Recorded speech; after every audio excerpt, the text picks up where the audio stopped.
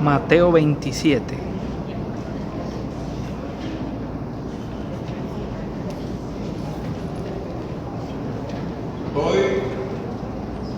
Hoy estamos anunciando la muerte de Cristo, que fue hace 2000 años atrás, la estamos recordando, ¿sí?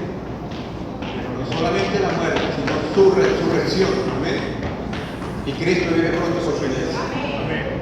Mateo capítulo 27, en estos versículos estamos hablando de los últimos minutos de Jesús en la cruz del Calvario. Y esta fue su última exclamación.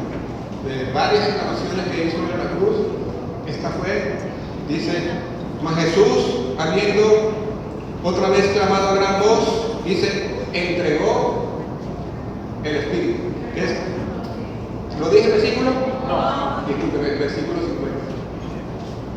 ¿Sí? Repito nuevamente. Mas Jesús, habiendo otra vez clamado a gran voz, dice, entregó el Espíritu. ¿Sí? ¿Qué significa? Eso. ¿Qué significa? Murió. Ahí fue que él llegó y entregó. Por eso dice muchos que Jesucristo decidió, dice, bueno, hasta aquí llegué, y él decidió ya morir en ese momento. ¿Cómo fue eso? Bueno, no lo sabemos. ¿Sí? Pero ya dice que murió mucho antes que las otras personas que habían crucificado junto con él. Cuando fueron a revisar el cuerpo de Jesús, los dos de al lado estaban vivos y le partieron sus huesos. Pero cuando llegaron a Jesús ya estaba muerto, ya estaba. Dice, y aquí el velo del templo se rasgó en dos. Diga conmigo, el velo. ¿Qué era el velo? ¿Qué concebimos como el velo? Es una cortina, ¿sí? Una cortina que, bueno, algún día vamos a hablar bien detalladamente de este velo, de lo que significa y todo eso. Dice, se rasgó en dos, de arriba abajo, y la tierra tembló, y las rocas se partieron, y se abrieron los sepulcros, y muchos cuerpos de santos que habían dormido se levantaron, y saliendo de los sepulcros, después de la resurrección de él, y vinieron a la santa ciudad, y aparecieron a muchos. El centurión, a los que estaban con él guardando a Jesús, visto el terremoto y las cosas que habían sido hechas, temieron en gran manera y dijeron, verdaderamente, este era el Hijo de Dios. Este era el Hijo de Dios. ¿A quién se estaba refiriendo? A Jesús, que acababa de morir. Dice que Jesús, me imagino el dolor que estaba pasando Jesús, el que gritó a gran voz y entregó su espíritu. Inmediatamente sucedieron unos eventos que podemos decirlo extraordinarios, ¿sí? Aquí aparece un gran terremoto, dice que el cielo se oscureció, o sea, muchos dicen que hasta un eclipse pudo haber pasado, algunos tratan de dar alguna explicación, o sea, realmente, o sea, el firmamento cerró sus ojos para no ver, o sea, la gran injusticia que estaba haciendo ahí con Jesús, el Creador, el Rey de Reyes. O sea, cerró la luz, todo, oscuro, dice, oscuro, y de repente un terremoto fuerte. ¿Ah? Y aparece aquí de muchos santos, aparece, dice, que habían dormido santos, o sea, casualmente santos, o sea, oye, mirá, pues, si ese murió hace un año, murió hace 10 años, mirá, y lo estamos viendo. Eso sucedió en esos días. ¿Qué le parece? Seguro que muchos, o sea, con el solo hecho de ver esas evidencias, tienen que haber dicho, oye, ese sí verdaderamente es el Hijo de Dios. ¿Sí? Vamos a ver algunos de los beneficios de los cuales nosotros hemos recibido a través de ese sacrificio que hizo en la cruz del Calvario. Podemos hablar de los milagros, ¿sí? Aquí aparecen los milagros. ¿Sí? La resurrección, ¿sí? Por su muerte, dice la Biblia que por su llaga nosotros hemos sido sanados, ¿sí? Evento maravilloso, dice como terremoto. Hemos visto la manifestación de Dios en nuestra vida, ¿sí? Pero aquí hay algo que digo yo que es uno de los mayores milagros, digo yo el mayor milagro que pudo haber hecho Jesús. Claro que nos salvó, ¿sí? Yo considero que ese es el mayor milagro que pudo o que puede hacer el Señor en nuestra vida. Puede sanar, ¿sí? Puede haber un viento recio en este momento, puede ocasionar algún evento, pero el mayor milagro es la salvación. Amén. Amén. ¿Sí? Hemos escuchado cómo Dios ha sanado de cáncer, hasta de SIDA. Hemos escuchado personas que hemos sido conocidos alrededor nuestro. No nos llevamos la gloria porque nosotros no tenemos el poder de sanar. Es el Espíritu Santo que tiene misericordia de la persona y decide, va a ser sanado o no va a ser sanado. Y nosotros solo lo que hacemos es oramos por la persona. ¿Sí? Y a Dios sea la gloria por siempre. Él es el que sana. Vemos esas cosas milagrosas, tremendas que Dios sana. Pero desafortunadamente muchas de esas personas que han sido sanadas no las volvemos a ver. ¿Sí? No las volvemos a ver. Una vez Jesús hizo ¿cómo es? Multiplicó los alimentos de una forma maravillosa, ¿sí? ¿Usted sabe? Y la gente quedó saciada. Dice que hubo como 5.000 personas aparte de mujeres y niños. ¿Cuántas personas habían? Si habían 5.000 hombres aparte de las mujeres. Si usted cuenta aquí las mujeres, ¿cuántas son mujeres aquí? El 70%, por no decir no más. Entonces, y en ese entonces no era la diferencia. Las mujeres siempre han sido más atentas a la voz de Dios. De seguro que sí. El hombre está ocupado en sus cosas, no puedo, estoy cansado por allá, que mi familia, que esto. Pues saca mucha disculpa, pero la mujer siempre saca la fuerza para. Si había 5.000 hombres, ¿cuántas mujeres había? Y aparte, cada mujer tenía como 3 hijos. Multipliquiste ahí esa parte. Había más de 30.000 personas, digo yo. Milagrosamente Dios las alimentó. ¿Usted cree que eso es algo grandioso? ¿Ve lo que pasó aquí? En el mundo de Calvario. Fue un milagro mucho más grande de lo que Cristo hizo ahí. Después, Jesús se apartó de ellos, se fue para otro lugar, y toda esa gente que había sido saciada, un milagro tremendo, qué avivamiento, 30.000 personas, 40.000 personas, ¿sí? Buscando a Jesús por el otro sitio, en la otra parte de la ribera del lago, y decían, maestro, ¿qué te habías hecho? Estabas escondido. Y el maestro Jesús lo regañó, le dijo, ustedes no me buscan a mí, o sea, porque yo soy el rey, o los quiera salvar, pero ustedes me buscan a mí, para que ustedes sean saciados otra vez de mí. ¿Qué le parece? O sea, una vez lo corrigió, otra vez le dijo, no, está bien un milagro, pero ustedes tienen que buscarme a mí de la forma correcta. ¿Sí? Amén. No por algo que vayamos a recibir de material, porque esto es efímero, lo material, lo que recibimos nosotros hoy. La salud. Hemos dicho, ¿cuántos años podemos vivir nosotros? Díganme. La Biblia establece que estamos determinados cuántos años vamos a vivir. Los más fuertes duran 80, 90, ¿sí? Muchos más años, ¿sí? Pero por más que nos cuidemos o tomemos vitaminas, hagamos ejercicio, nuestra vida tiene un límite, ¿cierto? Por más que podamos pedirle, Señor, dame esto, tenemos un límite. Pero qué maravilloso es que cuando partamos de este lugar, ¿cierto? Nuestra vida continúe en la presencia de Dios. Y a través de este sacrificio que hizo Cristo en la cruz de Calvario, amados, por ti y por mí, ¿sí? Ese es el milagro más grande que pudo haber hecho Cristo en la cruz de Calvario. Amén. Pero mira lo que dice aquí, dice el verso 51, que nos vamos a tomar un tiempito aquí. Dice, y aquí el velo del templo se rasgó en dos, de arriba abajo, y la tierra tembló, y las rocas se partieron. Usted dirá, pero es un velo, una cortina. Cualquiera la puede haber partido. Si nosotros vemos las especificaciones que están en Éxodo, ¿sí? O sea, aparece, si no me equivoco, verso 26, por allá, también está en segunda de Crónicas, capítulo 3, cuando hacen el primer templo mucho más grande, y hicieron una cortina mucho más grande, un velo mucho más grande, ¿sí? También en el tiempo de Herodes, modificaron el templo. Herodes el grande, el primero, el que sacrificó a los niños. Usted no sé si ha escuchado esa de los inocentes. Él reconstruyó el segundo templo de Zorobabel y lo hizo mucho más grande. Dice que ese velo, escúcheme, medía aproximadamente, o sea, según Flavio Josefo, un historiador del primer siglo, ¿sí? Que conoció la vida de Jesús, o sea, uno dice que hasta personalmente lo pudo haber visto, o sea, porque describió muchas cosas que fueron de alguien que Dios dice que el velo del templo en ese entonces medía aproximadamente, escúcheme, 18 metros de altura, 9 metros de ancho y un grosor del palmo de la mano.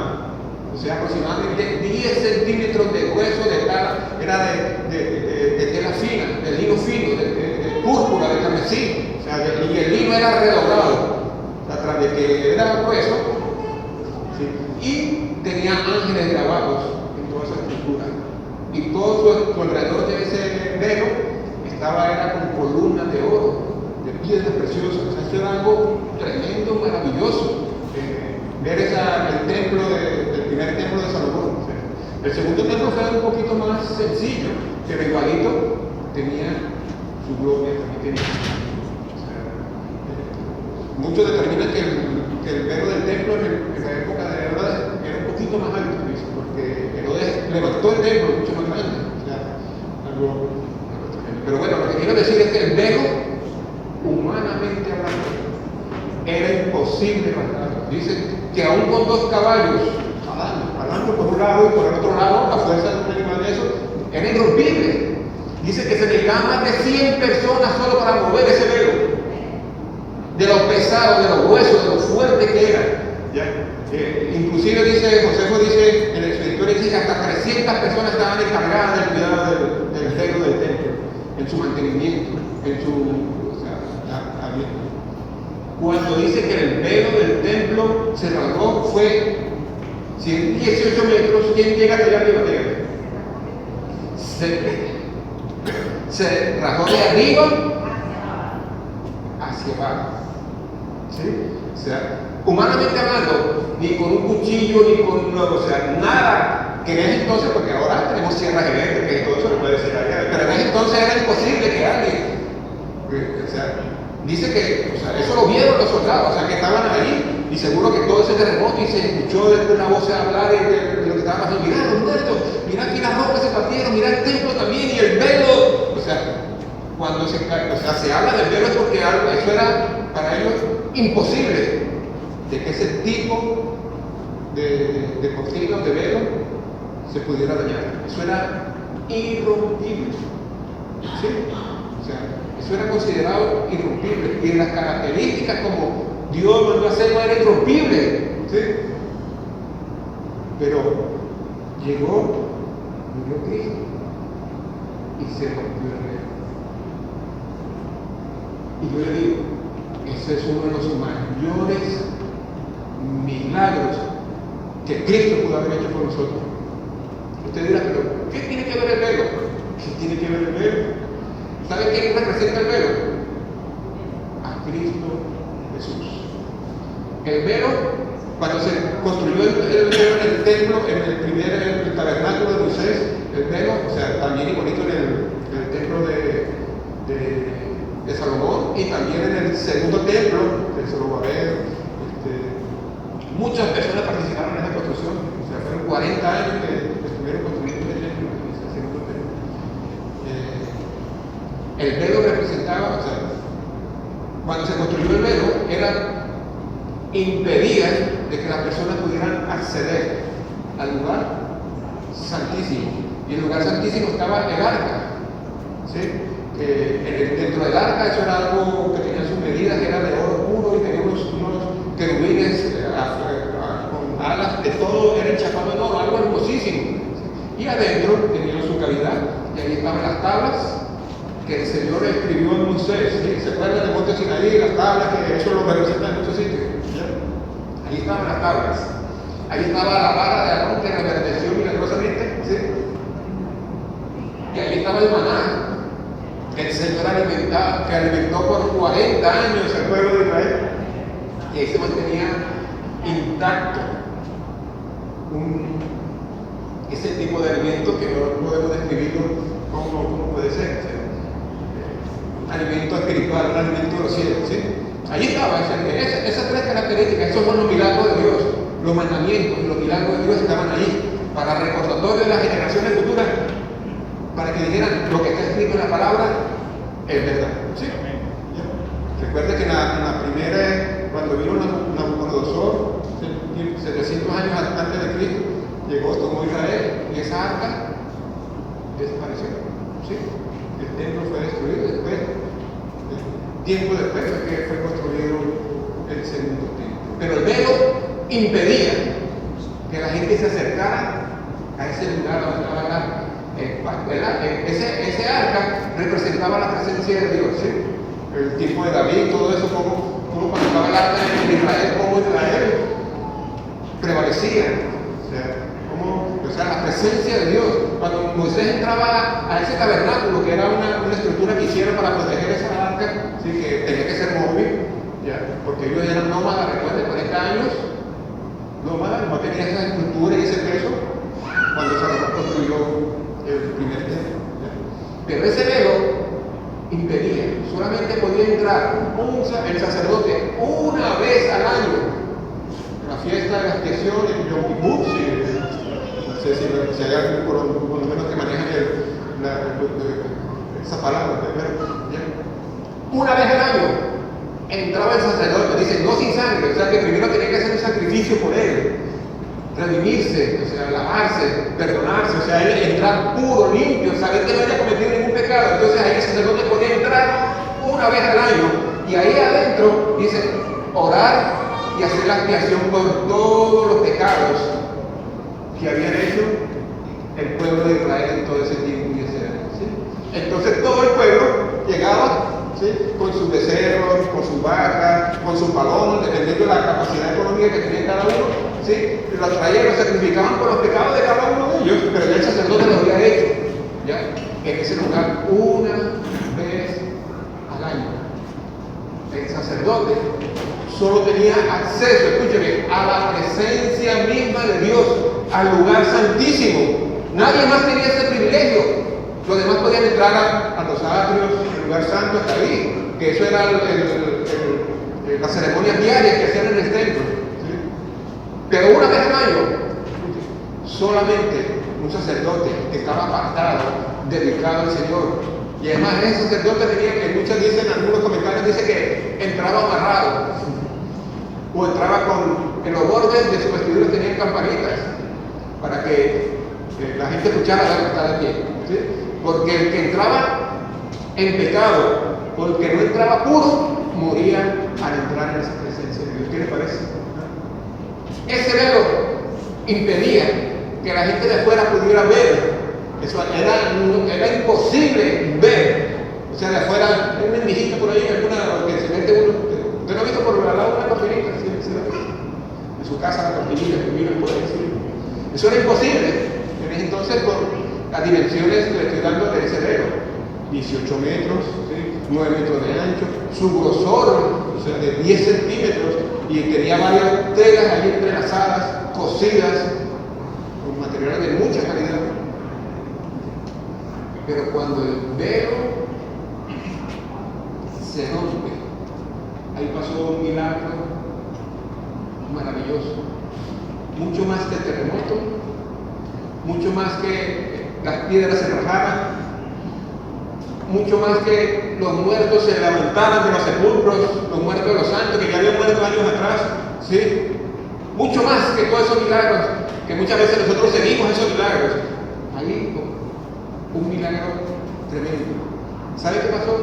Se rompió el velo que impedía acercarnos al lugar santísimo. Ese velo era Cristo. Al morir en la cruz del Calvario, llegó y dice, ya no se necesita ese velo.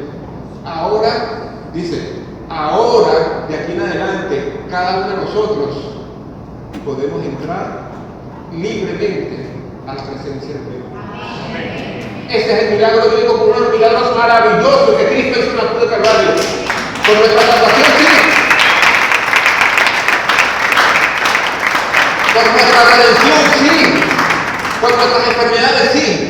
Pero a través de ese sacrificio que hizo Cristo en la cruz del Calvario, hermanos, podemos tener acceso libre, como dice Hebreos, acceso directo al lugar. O sea, ¿qué significa? Que anteriormente el sacerdote una vez al año podía entrar a ese lugar y orar. Ahora, tú y yo, escúcheme, lo podemos hacer. ¿Qué diga? Una vez cada domingo. ¿Ah? Los martes cuando nos reunimos allá, los jueves aquí en Solamado, un poquito. ¿Ah? Si usted se va a acostar, usted puede tener acceso al lugar santísimo. Si usted se levanta de mañana, se va retrasado, tómese un minuto, usted está en el lugar santísimo en el momento cuando usted clama al Señor, diga, Señor, bendice mi día. Ahí está, usted tiene ese privilegio, hermano. Anteriormente no era ese privilegio solamente para unos poquitos, una vez al año. Ahora tenemos entrada diaria, continua, sin límites, a la presencia del mismo Rey de Reyes y Señor de Señores. Yo considero que aparte de la salvación que nos ha dado el Señor, ese es el segundo mayor milagro que Cristo hizo en la cruz del Calvario por nosotros. Qué tremendo eso, poder tener acceso a su presencia, que solamente eran unos pocos. Ahora, con Cristo Jesús que hizo el sacrificio en la cruz del Calvario, nuestros pecados son limpiados. Ahora, ¿qué podemos hacer? Mirar a Cristo y entrar a la presencia del Rey de Reyes y Señor de Señores. Amén. Señor, gracias por romper ese velo. Dígalo. Ese velo, lo que impedía acercarme a Cristo Jesús, a su presencia, al lugar santísimo. Dígalo en esta hora. Ese velo que impedía poder tener una comunicación contigo. Ese velo que impedía poder hablar contigo, Señor, quedó roto. Ya, hasta ahí. Muchos dicen que hasta ahí llegó el periodo de la ley. Dicen que ahí empezó la gracia. El periodo de la gracia que estamos viviendo nosotros ahora. Ahora no nos regimos de acuerdo a la ley, aunque hay principios y los mandamientos que todavía se rigen por eso. Hoy dicen, no, es que ya la ley pasó. No, los mandamientos están vigentes todavía hoy. El Señor no vino a abolir la ley, Él la vino a cumplir. Eso es una continuación de las profecías que se hablaban de Cristo Jesús y se cumplió con Cristo en la cruz del Calvario. Cristo no vino a abolir la ley, Él vino a cumplirla, Él la cumplió cabalmente. Por tanto, ya no se necesitan más sacrificios. Ya no más. Ya Cristo lo hizo una sola vez y para siempre. ¿Amén? Una vez y para siempre. Usted ya no necesita pagar. Si alguien te dice a ti, venga, pague usted para que usted reciba un beneficio, usted, yo le voy a decir, si usted escucha a alguien, usted se va a levantar y usted le va a decir, tú eres un fraude, le va a decir.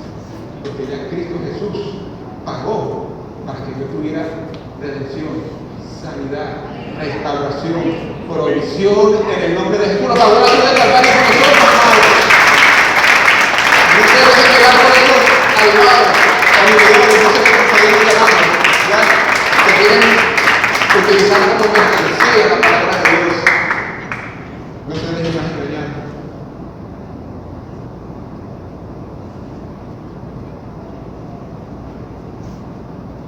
Vaya conmigo a Lucas, capítulo 22.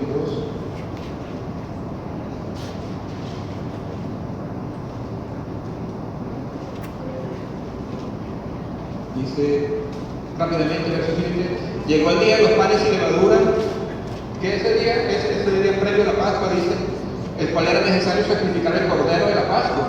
Y Jesús envió a Pedro y a Juan diciendo, id preparando la Pascua para que la comamos. Ellos le dijeron, ¿dónde quieres que la preparemos?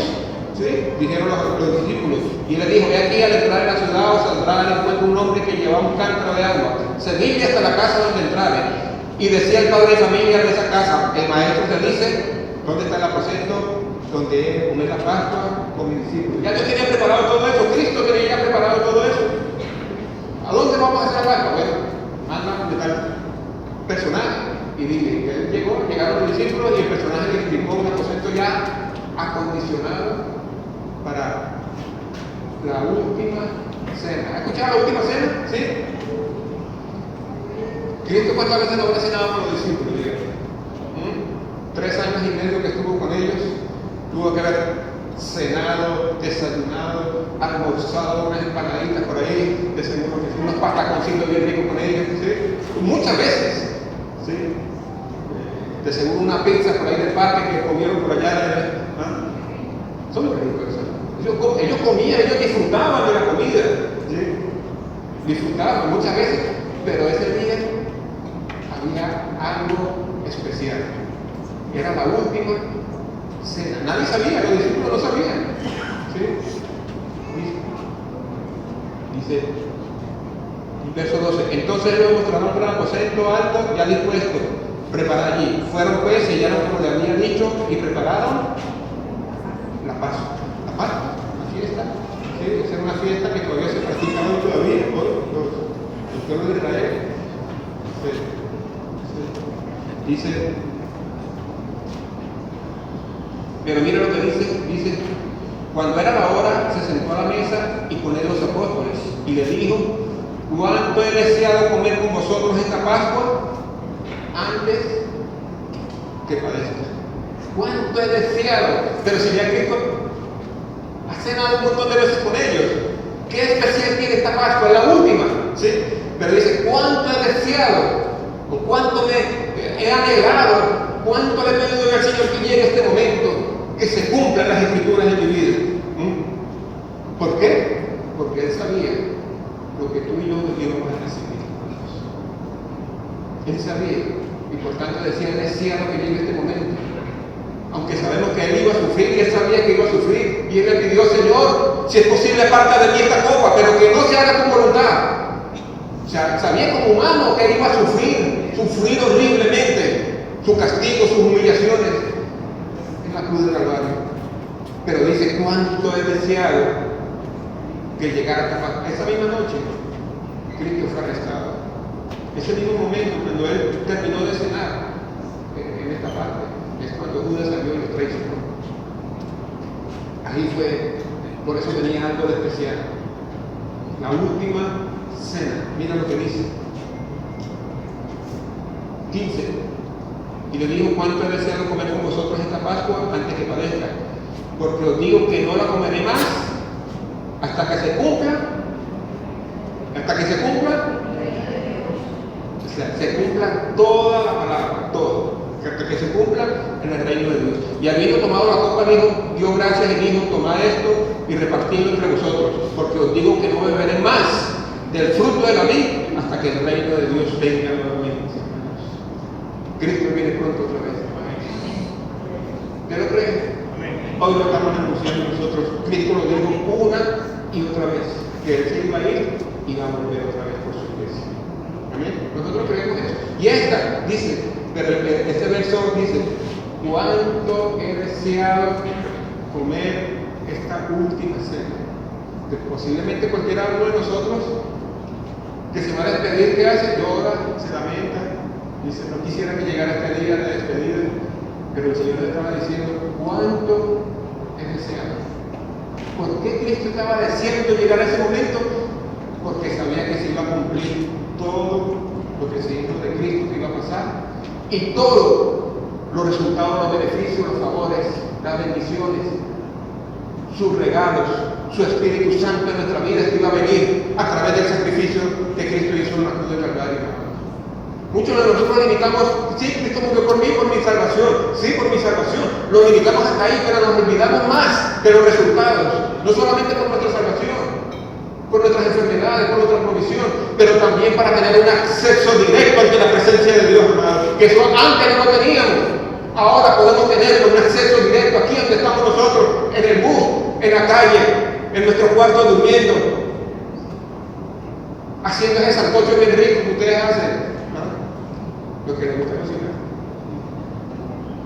Y al que le gusta comérselo también. Ahí está la presencia de Dios también en medio. Y usted puede darle gracias a Dios. Usted mismo puede tener acceso a la presencia de Dios ahí. Pero ahí tenemos a Cristo Jesús, que nos limpia y nos lava y nos perdona de todos nuestros pecados. Por eso Cristo decía, ¿cuánto he deseado comer con ustedes esta última cena? Porque ya de aquí me van a traicionar, me van a arrestar, me van a crucificar. De aquí voy a resucitar y les voy a dar vida eterna a todos ustedes. Amados, esos son los resultados que Cristo hizo en la cruz del Calvario con nosotros, amados. Por eso cuando dice que clamó a gran voz, Cristo en la cruz del Calvario, y el velo del templo se rasgó de una vez. Eso ya Cristo lo estaba diciendo, que ese velo se rompiera, que lo que impedía, escúchelo, lo que impedía tener un acercamiento con Cristo Jesús, una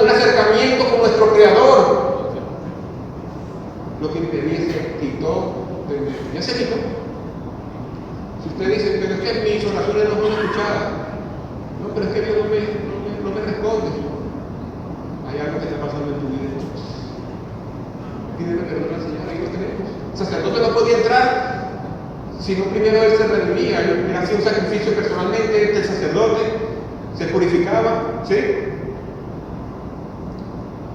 Decía que sacrificaba el cordero él para él mismo y después él sacrificaba el cordero para toda la nación de Israel. Ese cordero ya fue sacrificado. Cristo Jesús es el cordero inmolado en la cruz del Calvario. Ese velo fue roto en la cruz del Calvario. Ese velo representa a Cristo Jesús que murió, que su cuerpo fue molido por nosotros, amados. Ese sacerdote se llama Cristo Jesús. Ya tenemos un sacerdote eternamente que está intercediendo por nosotros día y noche allá en la presencia de Dios, amado. Él es el sacrificio, Él es el sacerdote, Él es el velo. Él era el que estaba en intermedio entre el hombre pecador y la presencia de Dios mismo. No se podía. Un hombre pecador no podía acercarse a la presencia de Dios. Solamente a través de Cristo podemos acercarnos a nuestro Rey de Reyes y Señor de Señores. No hay otra manera, hermanos. Usted quiere acercarse a Dios Padre Creador, solamente lo puede hacer a través del velo, que es Cristo Jesús, que ya fue quitado. No hay otra manera. No hay otra manera. Dice: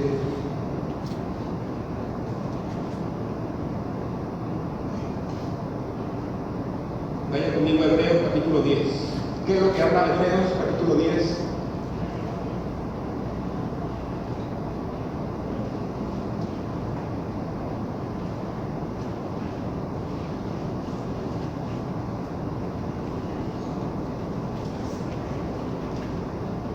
Lo tenemos, verso 19.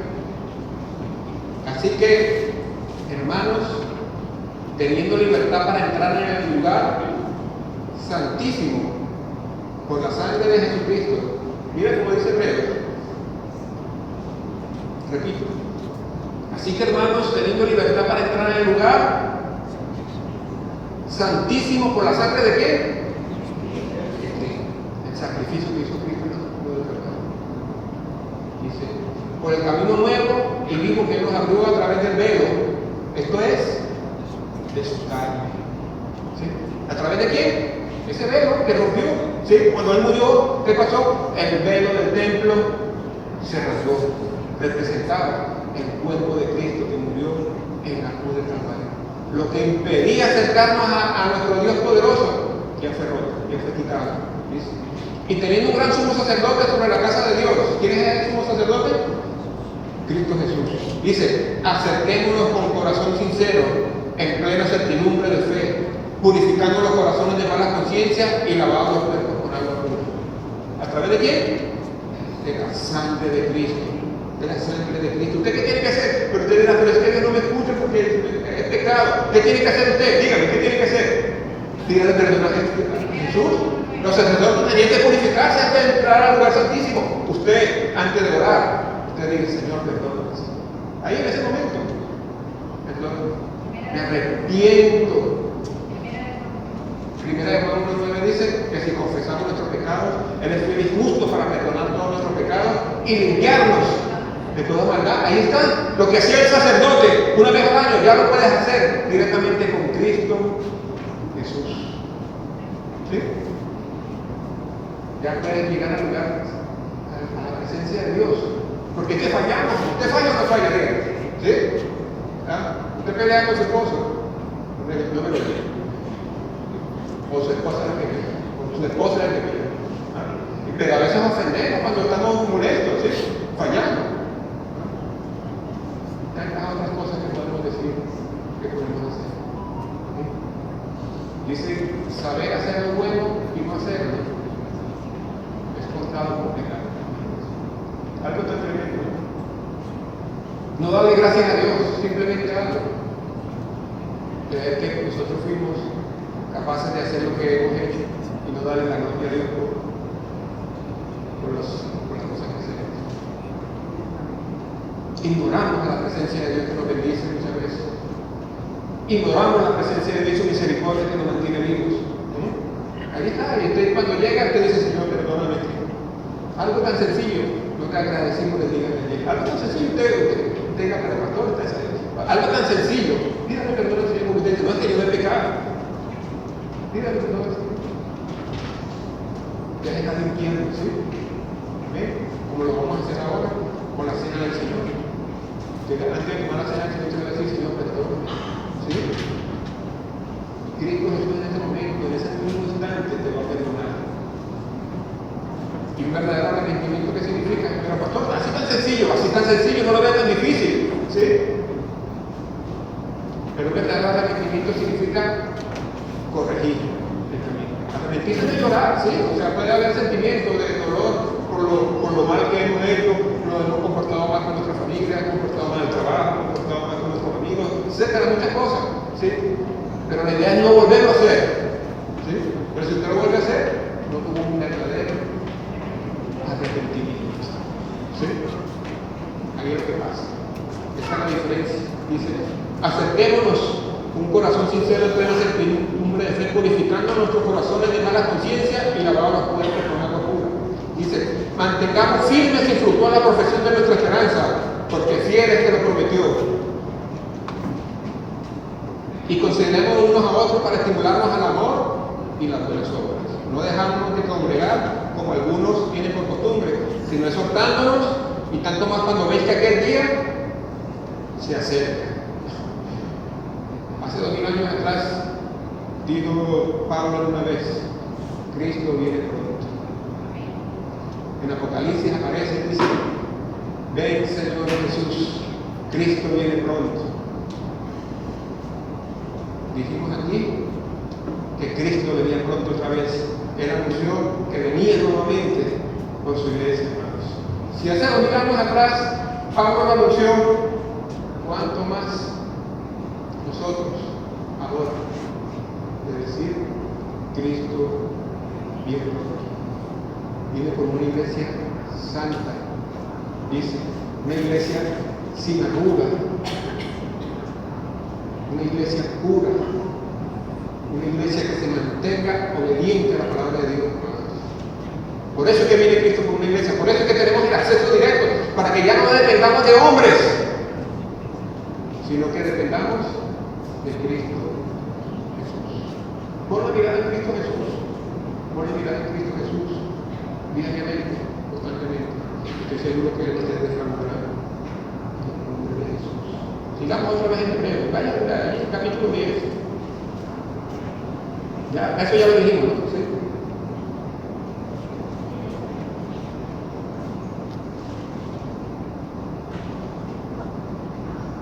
Hebreos capítulo 4.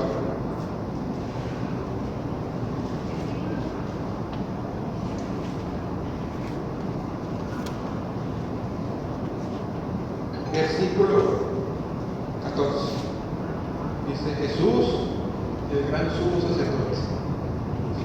Por tanto, tenemos un gran sumo sacerdote que traspasó los cielos, Jesús, el Hijo de Dios. Retengamos nuestra profesión, porque no tenemos un sumo sacerdote que no puede compadecerse de nuestras debilidades, sino uno que fue testado en todo según nuestra semejanza, pero sin pecado. Acerquémonos pues confiadamente al trono de la gracia. Dice, a su presencia misma, acerquémonos, dice, acerquémonos.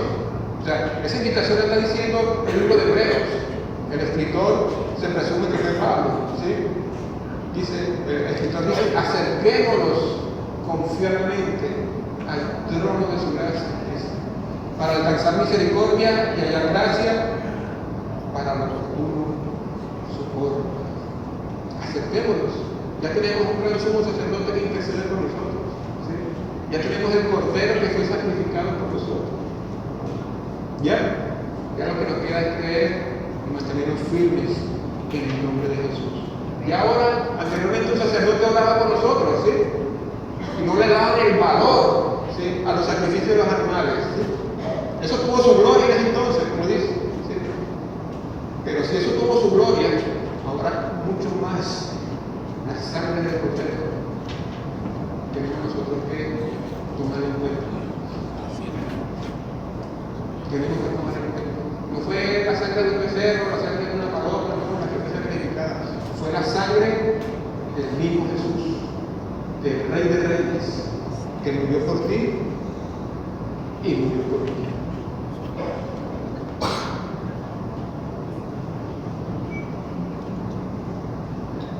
Dice, yo anhelaba que llegara esta última cena. ¿Sí?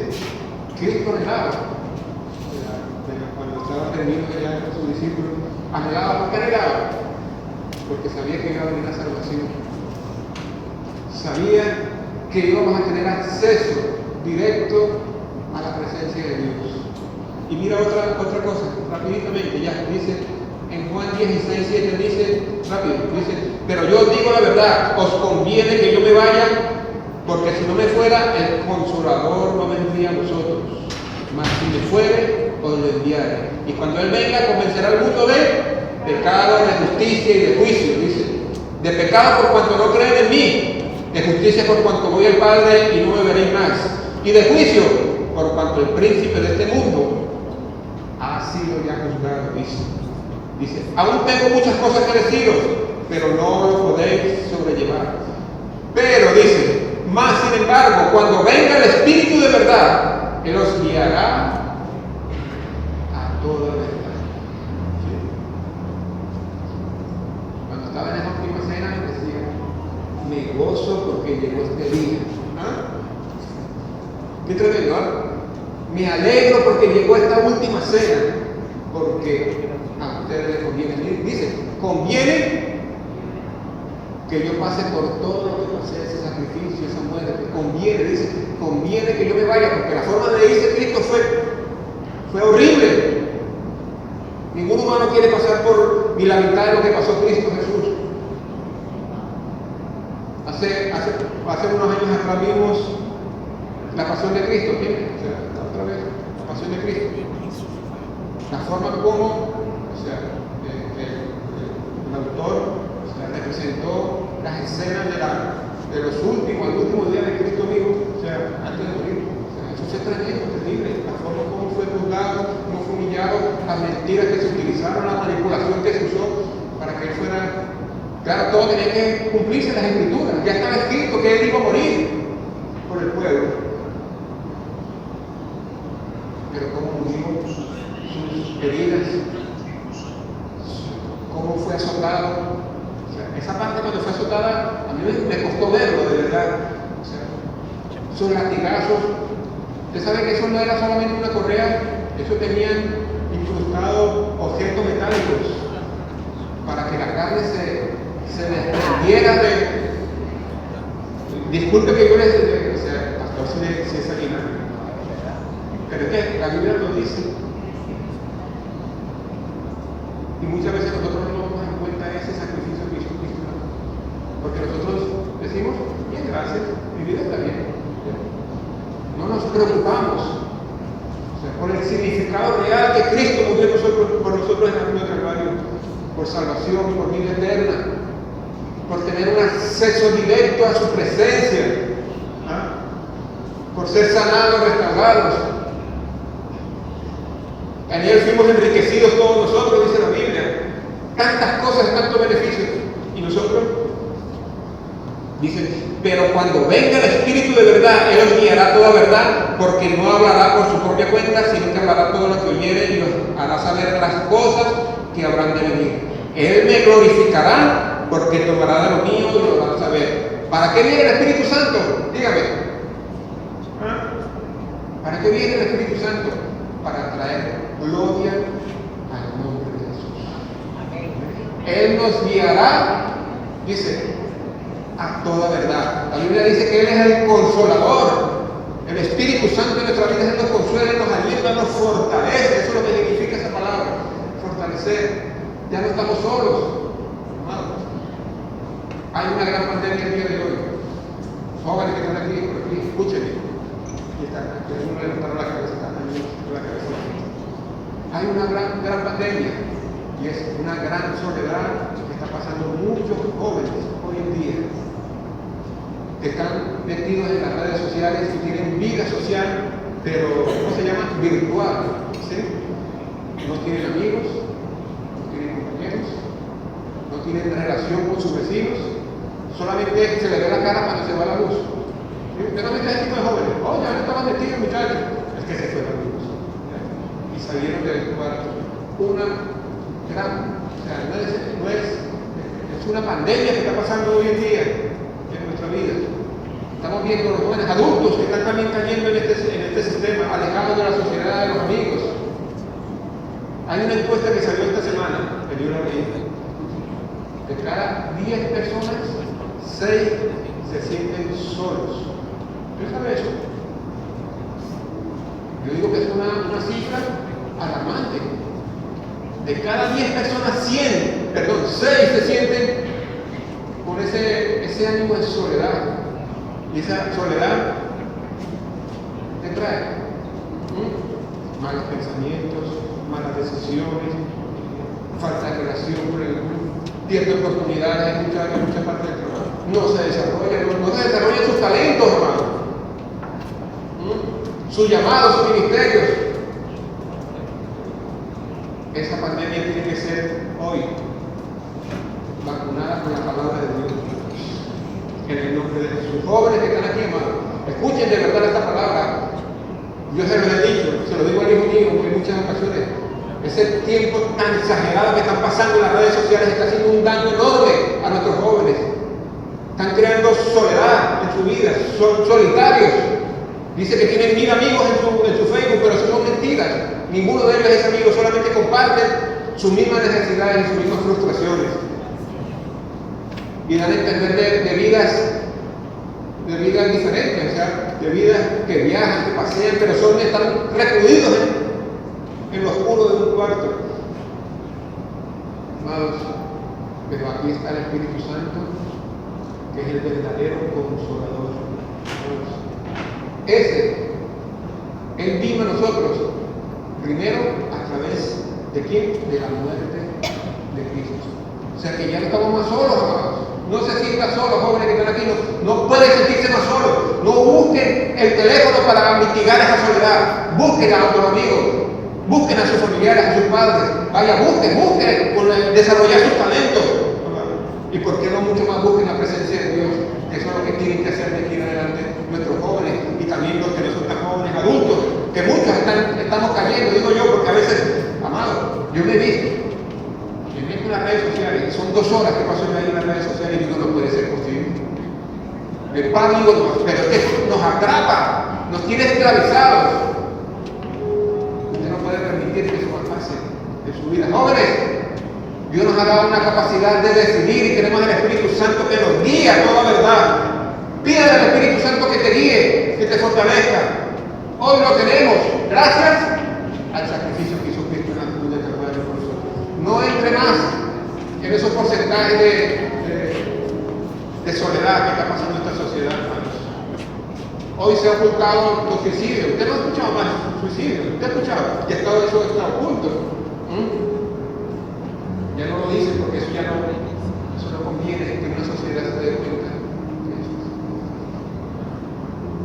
de eso. Los personajes que han hecho esas matanzas allá en Estados Unidos son personas que se han sentido muy solas y están metidas en redes sociales. Hemos visto jóvenes cómo se han suicidado por las redes sociales, por esas, ¿cómo le llaman? Esos retos. Esa es la forma de vida de ellos. Haz un reto y grábatelo. ¿Qué pasa aquí? Pásaselo a 1 millón de personas que están todas encerradas en un cuarto. Tenemos que romper ese ciclo que Satanás está trayendo sobre nuestros jóvenes, sobre nuestra sociedad. Y eso es a través del sacrificio que hizo Cristo en Calvario por nosotros para que fuéramos libres de todas esas ataduras, de esa esclavitud. Satanás está encadenando a nuestros jóvenes y no podemos permitírselo más. Hoy tenemos que, como padres, amados, interceder por nuestros jóvenes, animar a nuestros jóvenes, levantar a nuestros jóvenes para que salgan de ese ciclo de soledad que están viviendo a través de las redes sociales. Amados, usted dirá, mi hijo está en la casa, él está bien. No está bien. Tienes a Satanás metido en el cuarto. No lo permitas más. Las redes sociales son muy buenas, pero bien administradas. Pero los jóvenes no tienen la capacidad todavía de razonar qué es lo bueno y qué es lo malo. Como padres tenemos que saber orientar a nuestros hijos. Oriéntelos. Usted es el responsable por sus hijos. Oriéntelos, anímelos. Páguenles un curso, un idioma. Páguenlos que hagan, así sea una peluquería, así sea un taller de mecánica, así sea barbería, así sea una mujer a hacer las uñas. Vaya, hágalo. En vez de estar perdiendo ese tiempo, horas y horas. Se ha determinado que son hasta más de 12 horas al día que están pasando los jóvenes en las redes sociales, hermano.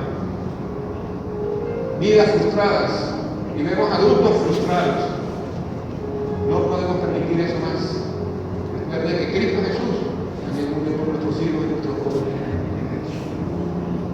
El culpable son los jóvenes, o nosotros como padres, que no estamos dando la educación correcta y creemos que dando un teléfono, una computadora, el wifi en la casa abierto, le estamos dando lo mejor a nuestros hijos. Analice usted bien eso, si es correcto. Eso es correcto siempre y cuando esté bien administrado. Corregir a nuestros hijos, corrige a sus hijos, averigüe lo que están haciendo, con qué personas están interactuando en las redes sociales, qué están viendo. Hágalo. No pierda esos derechos como padre, aunque la sociedad nos está relegando esos derechos. No lo haga. Usted tiene el deber, usted tiene que cumplir ese deber por nuestros hijos. Póngase a resolver un momento.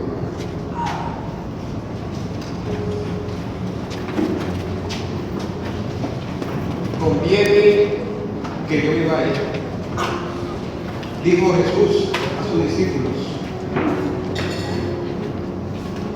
En la última gran cena dice, he deseado este momento, esta cena con todos ustedes. Esta es la última cena, dice Jesús. No voy a tomar este vino hasta que vuelva nuevamente por la iglesia. Cristo anhelaba este momento porque sabía los resultados, las bendiciones, los beneficios que íbamos a recibir en cada uno de nosotros. Íbamos a recibir la salvación. Maravilloso regalo a través de esa muerte. Dele gracias a Dios por su salvación. Diga, Señor, gracias. Dile gracias, Señor, porque me salvaste. Por ese sacrificio que hiciste en la cruz del Calvario. Dígale en esta hora. Gracias, Jesús. Levanta su mano y diga, Señor, gracias. Gracias porque mi nombre está escrito en el libro de la vida. Dígalo, gracias, Señor, porque pagaste, Señor, ese precio de sangre, esa culpa que yo merecía morir. Tú moriste por mí, Señor, gracias. Dígame, Padre, qué hermoso beneficio, qué hermoso milagro, Señor. Señor, y otro milagro maravilloso, que no está muy lejos de su importancia, es que ahora tenemos acceso directo a su presencia. Ya el velo fue roto, ya lo que impedía acercarme a la presencia de Dios, hoy puedo adorar y glorificar al Señor, yo solito, personalmente. Dele gracias a Dios un momento y diga, Señor, gracias, porque puedo tener acceso a tu presencia. Acercaos confiadamente al trono de su gracia. Hoy nos podemos acercar confiadamente. Hoy nos podemos acercar a su presencia.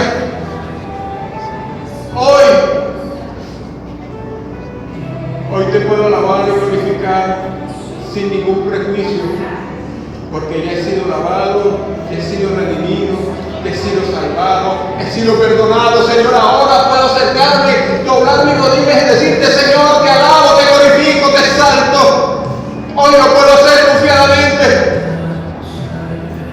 porque he aceptado a Cristo como Señor y Salvador, he aceptado ese sacrificio, he recibido tu perdón, tu misericordia y tu amor. Hoy he sido salvado, hoy puedo entrar en tu presencia, Señor. Y otro beneficio grande y maravilloso, que es de igual de importancia que estos dos, es que ya tengo tu presencia en mi vida directamente, a través de tu Espíritu Santo. Él es mi guía, Él es mi consolador. Antes el Señor hablaba a través de los profetas. Hoy está hablando a través de su Hijo Jesucristo, a través de la palabra de Dios. Y hoy nos puede hablar personalmente. Hoy puedo escuchar su voz. Hoy tenemos la guía. Hoy tenemos la fortaleza. Hoy tenemos la compañía del Espíritu Santo en nuestra vida. Ya no vamos a estar solos en medio de nuestros problemas, de las enfermedades que podamos tener. No está solo, no está sola, está el Espíritu Santo que te dice: no temas, yo te ayudo. Dice la Biblia que por el Señor son ordenados los pasos del hombre. Si el hombre cayere, no quedará postrado, porque el Señor lo sostiene de su mano. No estoy solo, tú me levantas, tú me consuelas, tú me ayudas, Señor. Gracias, Señor. Dele gracias por esa compañía del Espíritu Santo que está aquí. Maravillosa presencia del Espíritu Santo que está aquí, que te fortalece, que te guía, que te alienta, que te dice: hijo mío, tú puedes, sigue adelante, no te detengas, no temas ni desmayes, porque el Señor tu Dios está contigo donde quiera que tú vayas, te dice el Señor en esta hora. Hoy el Señor está contigo en todo momento. Esa presencia antes era negada. Esa presencia solo iba en uno o dos de los profetas o en las personas que Dios le indicaba.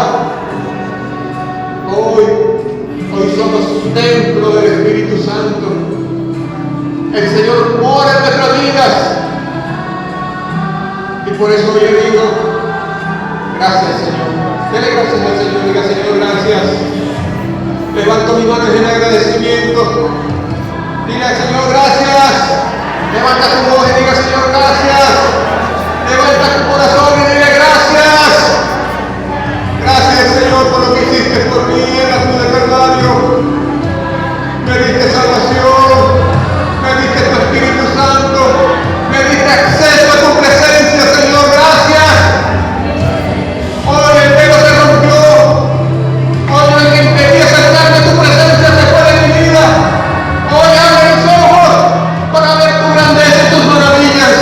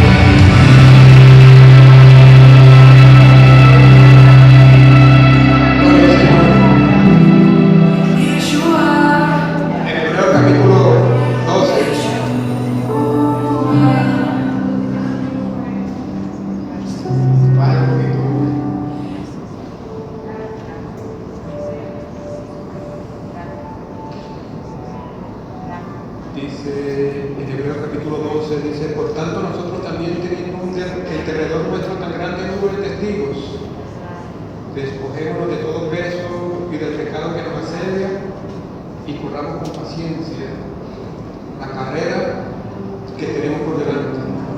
Dice el verso 2, puestos los ojos en Jesús, el autor y consumador de la fe, el cual por el gozo puesto delante de él sufrió la cruz, menospreciando lo propio, y se sentó a la diestra del trono de Dios, el cual por el gozo puesto delante de él sufrió la cruz.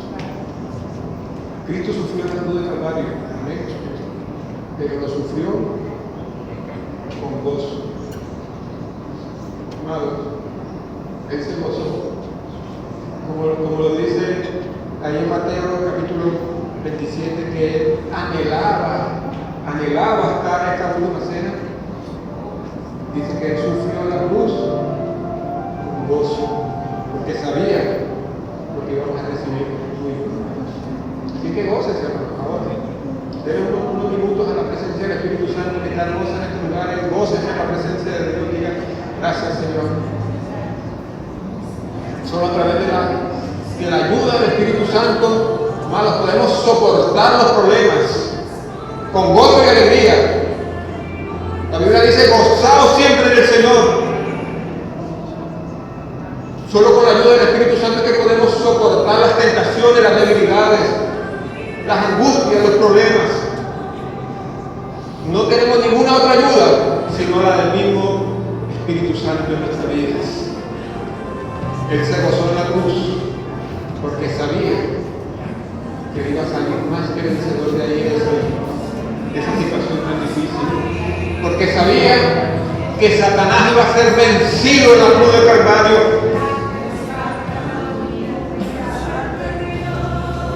Ese enemigo que nos quiere ver derrotados, vencidos, enfermos, arruinados, en soledades. Ese enemigo nos quiere ver solos, destruidos. ¿Saben? Él se gozó porque lo vio derrotado, vencido, destruido, sin poder. Allá, en la cruz del Calvario, quedó humillado y avergonzado Satanás, amado. Así que Satanás está vencido, está derrotado, está humillado. Gócese también con el Señor. Gócese también ahora, gócese. Diga, todo lo que impedía acercarme al Señor está vencido. No hay nada que me impida a mí obedecer la palabra de Dios. No hay nada que impida recibir la presencia del Espíritu Santo en mi vida. No hay nada. No hay nada. Porque nuestro mayor enemigo está derrotado, vencido, avergonzado, destruido, sin poder, confundido, arruinado, enfermo, sin planes contra nosotros. Satanás no tiene poder sobre nuestras vidas en el nombre de Jesús. Esa victoria la dio Cristo en la cruz de Calvario. Que la gloria a Dios, hermanos. Oh, gracias porque te gozaste en la cruz de Calvario, aunque sufriste demasiado por nosotros, porque sabía la victoria tan enorme que íbamos a tener nosotros. Somos más que vencedores en Cristo Jesús que murió por nosotros. Oh, gracias Jesús. Dele la gracia y diga gracias, Señor. Oh, gracias Jesús. Oh, gracias Jesús.